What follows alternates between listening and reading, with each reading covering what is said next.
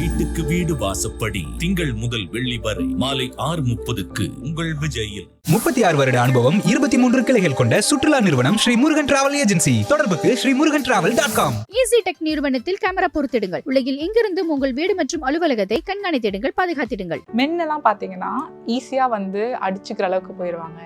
ரொம்ப கெட்ட கெட்ட வார்த்தை போட்டு திட்டிப்பாங்க ரெண்டு பேரையும். அதாவது அந்த சண்டையெல்லாம் பார்த்தா இவங்க வாழ்க்கையில திரும்பவும் மூஞ்சிலே முழிக்க மாட்டாங்கன்ற அளவுக்கு சண்டை போட்டாலும் திருப்பி சேர்ந்துருவாங்க. எப்படி சேர்ந்துருவாங்கன்னா அது நடக்கவே இல்லை அப்படின்ற மாதிரி சேர்ந்துருவாங்க. விமென் எப்படின்னா,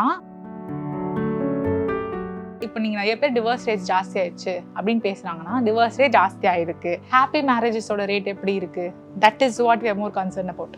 ஏன்னா அந்த காலத்தில் டிவோர்ஸ் பண்ணலை, ஆனால் எப்படி வாழறீங்கன்னு கேட்டால் நான் என் பிள்ளைங்களுக்காக தான் உயிரோடவே இருக்கேன்னு சொல்லுவாங்க. ஃபிசிக்கல் இன்டிமேசி ஒரு ரிலேஷன்ஷிப்ல எவ்வளோ இம்பார்ட்டன்ட், ரொம்ப ரொம்ப இம்பார்ட்டன்டான விஷயம். Because that is one of the things that distinguishes friendship and love. Sexual needs are very basic. எப்படி ஃபுட் அண்ட் தர்ஸ்ட் இருக்கோ, ஹங்கர், தர்ஸ்ட், இந்த மாதிரி அதுவும் ஒரு பேசிக் நீட் தான். சில பேர் எப்படின்னா இப்போ ஒரு ரிலேஷன்ஷிப் இருக்கு, அது உடஞ்சிருக்கு தெரியுது உங்களுக்கு, ஒன்று உடஞ்சிச்சா உடனே தூக்கி போட்டுடலாம் அப்படின்னு நினைக்கிறது தப்பு. அதே மாதிரி உடையவே இல்லைன்னு அவங்களை ஏமாத்திக்கிட்டு வாழ்ந்துட்டே இருக்காங்க, அதுவும் தப்பு. நம்ம யூஸ்வலாக ஒரு விஷயத்த பண்ணணும்னு நினைக்கும் போது பண்ணணும்னு முடிவெடுத்துரும், அவ்வளோதான். அடுத்த நாள்ல இருந்து instead of thinking about reasons to do it, you keep thinking about reasons to not do it. First நம்ம ரிலேஷன்ஷிப் நம்ம கூட எப்படி இருக்கணும்? நம்ம ரிலேஷன்ஷிப் நம்ம கூட is one of very hardest things because you don't spend time with yourself. மென்னுக்கு peace தான் ரொம்ப முக்கியம் அப்படின்னு சொல்லியிருந்தீங்க மேம். ஆனால் இப்போ ஏதோ ஒரு சண்டை நடக்குதுன்னா அவங்க ஏன் சால்வ் பண்ண மாட்டாங்க தான் விமென்க்கு ரொம்ப ஒரு டென்ஷன் ஆகிற ஒரு விஷயமே. பட் அதுக்கு பின்னாடி அவங்களுக்கு இப்போ மன அமைதி வேணும் ஆக்சுவலி நிறைய பேருக்கு தெரியாமல் இருக்கு. ஸோ இதை எப்படி நம்ம ஹேண்டில் பண்ணுறது இந்த சுச்சுவேஷனை? இது பார்த்தீங்கன்னா like men and women the way they fight not with opposite gender. அவங்களுக்குள்ளேயே ஃபைட் பண்ணிப்பாங்கல்ல, சேம் ஜெண்டர் ஃபைட், அதுவே டிஃப்ரெண்ட்டாக இருக்கும். மென்னெல்லாம் பார்த்தீங்கன்னா ஈஸியாக அடிச்சுக்கிற அளவுக்கு போயிடுவாங்க. ரொம்ப கெட்ட கெட்ட வார்த்தை போட்டு திட்டிப்பாங்க ரெண்டு பேரையும், எல்லாமே பண்ணுவாங்க. அதாவது அந்த சண்டையெல்லாம் பார்த்தா இவங்க வாழ்க்கையில திரும்பவும் மூஞ்சிலே முழிக்க மாட்டாங்கன்ற அளவுக்கு சண்டை போட்டாலும் திருப்பி சேர்ந்துருவாங்க. எப்படி சேர்ந்துருவாங்கன்னா அது நடக்கவே இல்லை அப்படின்ற மாதிரி சேர்ந்துருவாங்க. That is how men usually do within their group. Women எப்படின்னா, அவங்க யூஸ்வலாக போய் அடிச்சுக்கலாம் மாட்டாங்க, பட் நிறையா இந்த வாழைப்பழத்தில் ஊசி இறக்குற மாதிரி வேலைகள் பண்ணுவாங்க. அதே மாதிரி ஆமாம், இல்லைன்னா பேசாமல் இருப்பாங்க. Silent treatment. நான் அந்த பொண்ணுக்கிட்ட பேச மாட்டேன், அந்த பொண்ணை அவாய்ட் பண்ணுவேன். They are very good at ignoring you as if you don't even exist. இப்போ ஒரு பொண்ணுக்கு இன்னொரு பொண்ணு பிடிக்காதுன்னா இங்கே ஒரு 10 பேர் இருந்தால் கூட அந்த பொண்ணே இல்லாத மாதிரி பிஹேவ் பண்ண முடியும் பொண்ணுங்கனால. ஸோ அந்த சைலண்ட் ட்ரீட்மெண்ட் அண்ட் இக்னோரிங் இதை பொண்ணுங்க அவங்க குரூப்புலேயும் நிறையா பண்ணுவாங்க. ஸோ ஆனால் எப்படி சேருவாங்கன்னு பார்த்தா ஒன்றுமே நடக்காத மாதிரி அப்படின்னு போய் ஃப்ரெண்ட்ஸாக சேர மாட்டாங்க. ஸோ ஒன்றுமே நடக்காத மாதிரி ஓகே ஃப்ரெண்ட்ஸ் அப்படின்னு போய் சேர மாட்டாங்க. That is not how women work. விமென்க்கு எப்படின்னா, எப்படி சேரணும்னா நம்ம உட்காந்து ஒரு 20 நிமிஷம் பேசி லாட் ஆஃப் ட்ராமாஸ் அப்படின்னு சொல்லுவாங்க. ஆமாம், யாரோட தப்பு, நம்ம என்ன பண்ணுறது அப்படின்னு சொல்லிட்டு பேசி தான் சேருவாங்க. ஸோ இப்போ பொண்ணுங்களை பொறுத்த வரைக்கும் கான்ஃப்ளிக்ட் ரெசல்யூஷன் எப்படி, you need to sit and talk and own up to your mistakes and apologise. For men, how is the conflict resolution? Behave as if nothing happened. புரியுதா? இதை இவங்க ஃப்ரெண்ட்ஸ் கிட்ட எதிர்பார்த்ததை இவங்க எதிர்பார்க்குறாங்க, அவங்க ஃப்ரெண்ட்ஸ் கிட்ட எதிர்பார்த்ததை அவங்க எதிர்பார்க்குறாங்க. But that doesn't work when it comes to relationships. So relationship பொறுத்த வரைக்கும் அப்போ எது பெஸ்ட்டுன்னு பார்த்தா, எந்த ஒரு பிரச்சனையாக இருந்தாலும் அந்த பிரச்சனை அவங்களோட பர்சனல் லைஃப்பை பாதிக்கக்கூடாது. அவங்க உட்காந்து பேசினா ஓகே, இப்போ உங்களுக்கு புரியுதுல்ல, உங்களோட கேர்ள் ஃப்ரெண்டோ இல்லை, இது நான் ஜெண்டராக இப்போதைக்கு சொல்கிறேன், பட் ஆனால் அப்படி சொல்ல முடியாது. ஜெண்டர் மாறி கூட சம்டைம்ஸ் ஃபீல் ஆகும். It's just easier to generalise, அதனால நம்ம ஜெண்டர்னு சொல்கிறோம். பட் சம்டைம்ஸ் பார்த்தீங்கன்னா இப்போ உங்களுக்கு புரியுது, உங்கள் பார்ட்னருக்கு நீங்கள் சாரி கேட்கணும், உங்கள் பார்ட்னருக்கு நீங்கள் அக்கௌண்டபிலிட்டி எடுத்துக்கணும். ஆமாம் இது என் தப்பு தானே எடுத்துக்கணும் அப்படின்னு புரிஞ்சிச்சுல. அது ஆக்சுவலாக பண்ணால் தப்பு கிடையாது, பண்ணலாம். ஆனால் ஏன் அதெல்லாம் நீ எதிர்பார்க்குற அப்படின்னு சொல்லிட்டு இதுதான் நான் சொல்கிறேன். அந்த ஃப்ளெக்சிபிலிட்டியே இல்லாமல் இருக்கிறது. ஒரு ஃப்ளெக்சிபிலிட்டி 2 பேருமே எடுத்துகிட்டு வந்தான்னு வச்சுக்கோங்க. அதே மாதிரி இப்போ ஒரு வேளை நம்ம பார்ட்னர் நம்ம கிட்ட பேசிட்டாங்க, சரி ஓகேடா நிஜமே மேலே தப்பு அப்படின்னு சொல்லிட்டு பேசினோடனே அப்பயாவது எங்கள் டக்குன்னு ஏற்றுக்கணும்ல. அப்பயும் ஏற்றுக்காம இல்லைன்னு திருப்பி சண்டை போட்டே போனால் அப்போ தான் அது பிரச்சனை. So it's good if both of them agree on the same thing that they need harmony and peace. மென்னுக்கு அது தேவை, விமெனுக்கும் அது தேவை. ஆனால் அதை விட முக்கியமாக சில அந்த லைக் எப்படி சொல்கிறது, நான் பீஸ்ஃபுல்லாக இருக்கணும்னு எனக்கு இதெல்லாம் கரெக்டாக இருக்கணும். மென்னுக்கு எது எப்படி போனாலும் பரவாயில்ல, இது பின்னாடி எல்லாம் எரிஞ்சா கூட பரவாயில்ல, நான் நிம்மதியாக இருக்கணும், அந்த மாதிரி இருப்பாங்க. That is the thing. இப்போ டொமஸ்டிக் வயலன்ஸ்லாம் இருந்த காலகட்டத்திலே நம்ம டிவோர்ஸ் பண்ணுறதுக்கு நம்ம நிறையா யோசிப்போம்ல மேம், இல்லை ஊர் என்ன பேசுவாங்க அப்படிலாம் இருக்கும். But that's a good thing. இப்போ நிறைய பேர் டிவோர்ஸ் பண்ணுறாங்க, அது ஓகே. ஆனால் அந்த ஒரு லிபர்ட்டியே நிறைய பேர் இப்போ எதுவுமே பிரச்சனையே இல்லாமல் இருந்திருக்கும். பட் சும்மா ஒரு லைட் பிரச்சனைக்காக இல்லை ஓகே பிரேக்கப், நம்ம வந்து இது நமக்கு செட் ஆகுதுன்னு சொல்லிட்டு அந்த மாதிரி இப்போ ஜென்ரேஷனில் இருக்காங்களோ நிறைய பேர். பட் இல்லை, அது ரொம்ப கம்மி தான் ஆக்சுவலாக நான் பார்த்த வரைக்கும். பிகாஸ் நான் வந்து நிறையா யங்கான பீப்புள், லைக் உங்களை பொறுத்த வரைக்கும் அவங்க emotionally independent, financially independent, very successful விமனாக இருந்தால் கூட டிவோர்ஸ் எல்லாம் டக்குன்னு எடுத்தோம் கவுத்தோன்னு பண்ண மாட்டேங்கிறாங்க. ரொம்ப யோசிச்சு தான் டெசிஷன் எடுக்கிறாங்க. சும்மா வந்து அதை பண்ண முடியுன்றதுனால எல்லாம் ஈஸியாக பண்ணுறாங்க அப்படின்னு நம்ம அது that is a very wild claim. ஓகேவா? ஸோ அதனால இப்போ நீங்கள் நிறைய பேர் டிவோர்ஸ் ரேட் ஜாஸ்தி ஆயிடுச்சு அப்படின்னு பேசுகிறாங்கன்னா, டிவோர்ஸ் ரேட் ஜாஸ்தி ஆகிருக்கு. ஹாப்பி மேரேஜஸோட ரேட் எப்படி இருக்குது? That is what we are more concern about. ஏன்னா அந்த காலத்தில் டிவோர்ஸ் பண்ணலை, ஆனால் எப்படி வாழறீங்கன்னு கேட்டால் நான் என் பிள்ளைங்களுக்காக தான் உயிரோடவே இருக்கேன்னு சொல்லுவாங்க. So which is sacrificial life which we don't like. But ஆனால் நானே சொல்கிறேன், டிவோர்ஸை விட்டுருங்க. Because that is not the worst thing that can happen to a marriage. There are much more worse things that can happen. So focus whether they're happy in the marriage, whether they are healthy, ஒரு healthy கப்பலாக இருக்காங்களா, அதில் focus பண்ணலாமே. இன்னொன்று, யாருமே எனக்கு தெரிஞ்சு unless and until சில பேருக்கு அது ரொம்ப ஈஸி. ஓகேவா? அதனால் அவங்க வந்து மேபி அப்படி பண்ணுறவங்க பண்ணுவாங்க. நீ டிவோர்ஸ் பண்ணுறது ஈஸியாக இருந்தாலும் சரி, கஷ்டமாக இருந்தாலும் சரி, அந்த மாதிரி டிவோர்ஸ் பண்ணிட்டு போயிட்டே இருக்கணும், அடுத்தடுத்த ஸ்டெப்பு போகணும்னு நினைக்கிறவங்க அதை பண்ண தான் போகிறாங்க. பட் எல்லாரும் அப்படி கிடையாது. They do think a lot and they have spent a lot of money on the marriage. They have invested a lot of time. அதனால அவ்வளோ ஈஸியெல்லாம் டக்குன்னு தூக்கிலாம் போட்டு வர மாட்டாங்க யூஸ்வலாக. ஃபிசிக்கல் இன்டிமேசி ஒரு ரிலேஷன்ஷிப்பில் எவ்வளோ இம்பார்ட்டன்ட்? ரொம்ப ரொம்ப இம்பார்ட்டண்டான விஷயம். Because that is one of the things that distinguishes friendship and love. அதுக்கு ஒரு பேசிக் ஃபேக்டரே அந்த எமோஷனல் ஃபிசிக்கல் இன்டிமேசி அப்படின்றது தான். ஸோ அது கண்டிப்பாக பார்ட்னர் கூட இருக்கணும். அப்படி இல்லை அப்படின்னா ஏன் இல்லை? Is it something like they don't like சில பேர் பார்த்தீங்கன்னா அந்த நேரத்தில் ஸ்ட்ரெஸ்டாக இருப்பாங்க, அதனால் அவங்களால வேறு எதையும் யோசிக்க முடியாது, அதனால் வேண்டான்னு சொல்கிறாங்கன்னா which is very agreeable, fine.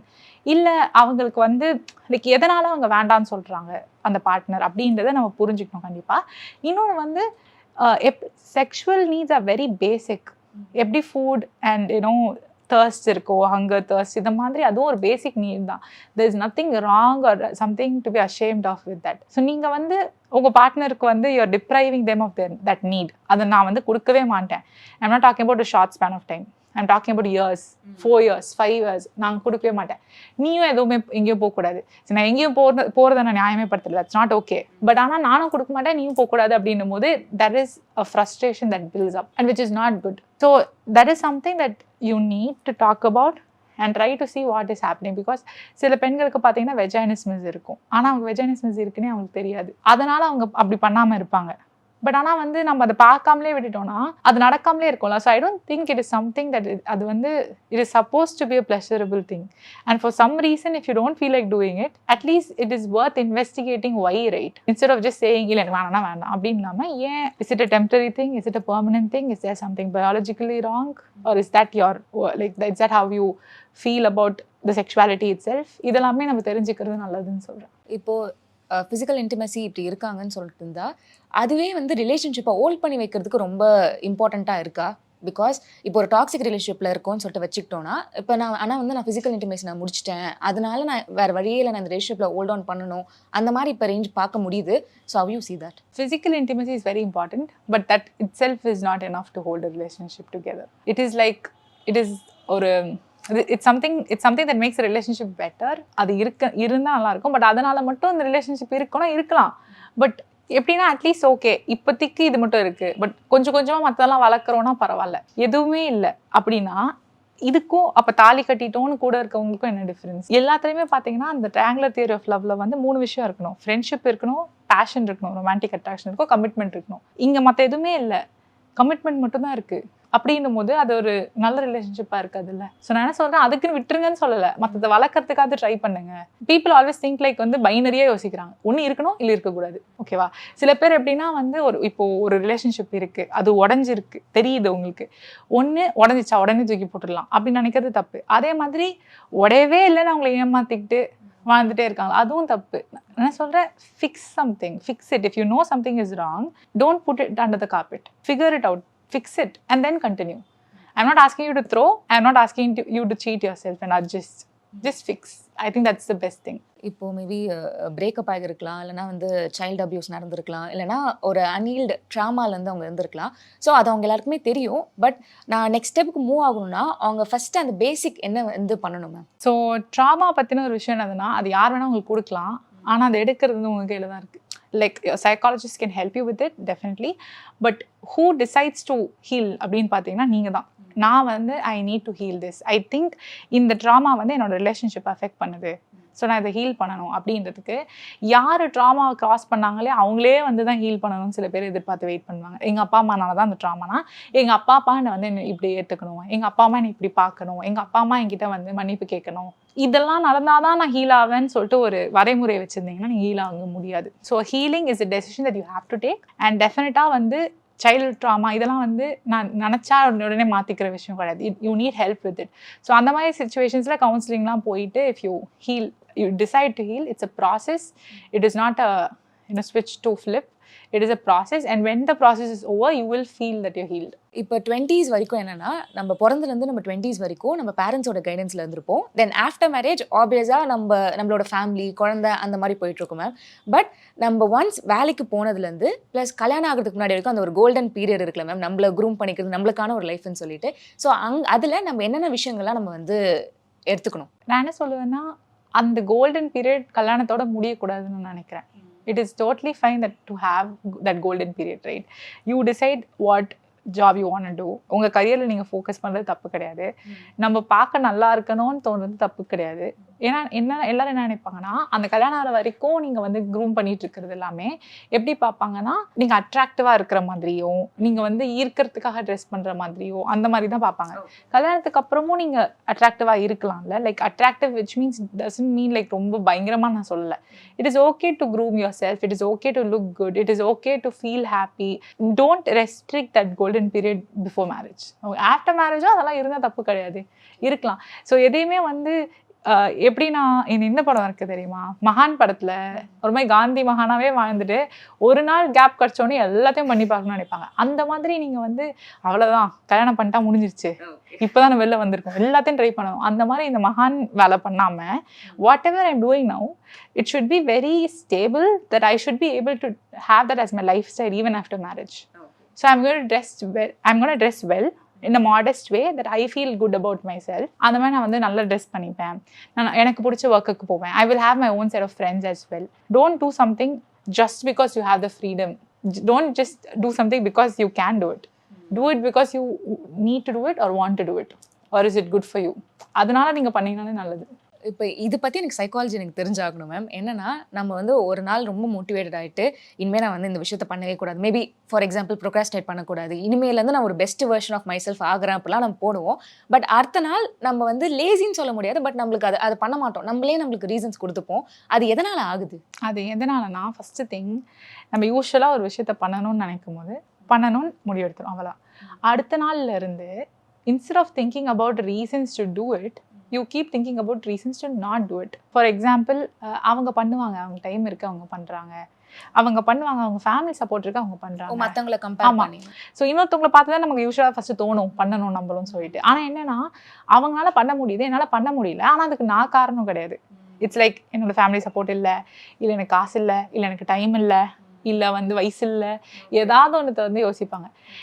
இந்த ரீசன்ஸ் எல்லாம் யோசிங்க பரவாயில்ல, பட் யோசிச்சு முடிச்சிட்டிங்களா, இப்போது tell me reasons why you should do it or you can do it. இன்னொன்று வந்து make it simple. For example, நீங்கள் வந்து ஜிம்முக்கு போகணுன்னு ட்ரை பண்ணுறீங்க அப்படின்னா, நான் பெருசாக இருக்கிறதுலே சென்னையிலே பெஸ்ட் ஜிம்முக்கு போவேன் இந்த மாதிரிலாம் தேடாமல் ஏதோ உங்கள் வீட்டு பக்கத்தில் இருக்கோ அங்கே போங்க ஃபஸ்ட்டு. இல்லை நான் வந்து ஹெல்த்தியாக சாப்பிட போகிறேன் அப்படின்னு டிசைட் பண்ணால், அப்படியே வந்து ஓவர் நைட்டில் ஒபாமா வர மாதிரி ஒரு பயங்கரமான ஸ்விட்ச்லாம் பண்ணிங்கன்னா ஏற்றுக்க முடியாது. இன்ஸ்டெட் நான் சாப்பிட்ற சாப்பாடில் இன்னும் கொஞ்சம் ப்ரோட்டீன் ஆட் பண்ணிக்க போகிறேன், இல்லை கார்ப்ஸை வந்து கொஞ்சம் வந்து ஃபைபர் வச்சு ரீப்ளேஸ் பண்ண போகிறேன் இவ்வளோ கார்ப்ஸ் எடுக்காமல், இல்லை ஃபேட்ஸ் ரெடியூஸ் பண்ண போகிறேன். Do something that you can do then and there, instead of வந்து ஒரு நல்ல நாளாக பார்த்து சொல்கிறேன் அப்படின்ற மாதிரி.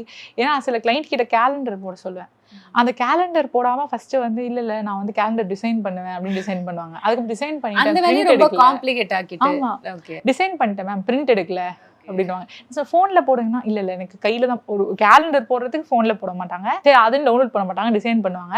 சரி டிசைன் பண்ணதையும் அப்படியே யூஸ் பண்ண மாட்டாங்க, அவங்க பிரிண்ட் எடுத்து அந்த பிரிண்ட் அழகாக பண்ணி இதெல்லாம் பண்ணி கடைசிக்கும் பண்ணவே நிறைய பேர் மாட்டாங்க. அப்படிதான் நான் சொல்ல ஏதோ ஒரு புது வேலை பண்ண போறீங்களா, போய் நான் புது நோட்டு பெண்ணெல்லாம் வாங்க போறேன், நீங்க பண்ண மாட்டீங்க. அதோட அந்த வந்து இப்ப 8 மணிக்கு படிக்க உட்காரோம்னா ஒரு 8:05 இல்ல பரவாயில்ல 8:30க்கு நம்ம ரவுண்டா ஸ்டார்ட் பண்ணலாம் அந்த மாதிரிலாம் வச்சுட்டு. ஆமா, அதுவும் நீங்க பாத்தீங்கன்னா இந்த ஸ்னாப் ஸ்ட்ரீக்லாம் இருக்குல்ல, இந்த one of the most useless things that people are doing right now is snap streak. என்னன்னா அவங்களுக்கு வந்து அதை ஒரு ஸ்ட்ரீக்கா அதை டெய்லி பண்ணணும், எப்பவுமே பண்ணணும்னு இருக்கு. அதே மாதிரி நீங்க ஒரு நல்ல விஷயம் ஆரம்பிக்கிறீங்க, 4 நாள் பண்ணிட்டீங்க, 5ஆவது நாள் விட்டுட்டீங்கன்னா அவ்வளவுதான், முழுசா நினைச்சதுக்கு அப்புறம் முக்காடு இருக்கு அப்படின்னு சொல்றமே விட்டுடுறாங்கல்ல. அந்த மாதிரி விடாம ஒரு நாள் தானே விட்டீங்க, திருப்பி 6ஆவது நாள்ல இருந்து பிகின் பண்ணலாம்ல, லைக் கண்டினியூ பண்ணலாம்ல. It's not a streak and it's okay to break it. It's fine as long as you come back to it.